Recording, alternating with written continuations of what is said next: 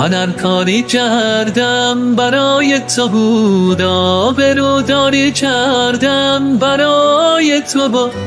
من از وقتی عشقت دیدم دیگه خونه نه جای خودم بود نه جای تو بود.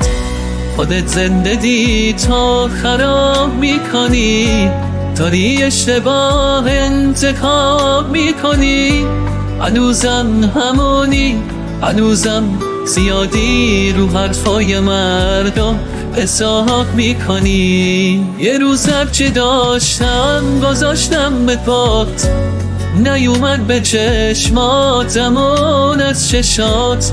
حالا دیده بی فایده است این کاهشات، کار از کار گذشته.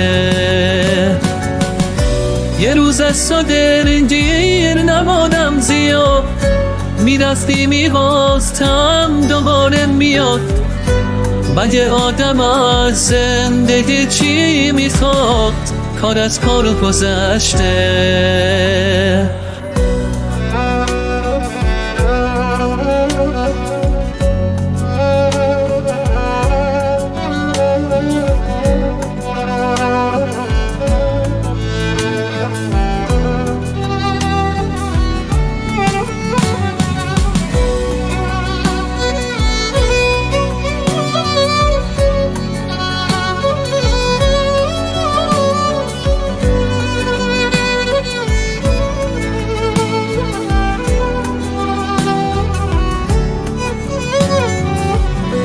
نگاه کن رسیدی کجا آخرش، چه سخت برای خودت باورش.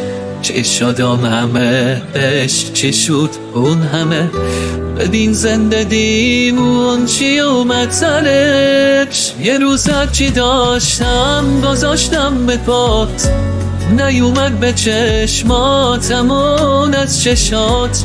حالا دیده بی فایده است این کاهشات، کار از کار گذشته. یه روز از تو دیر نمادم زیاد، میرفتی میخواستم دوباره میاد. مگه آدم از زندگی چی میخواد، کار از کار گذشته.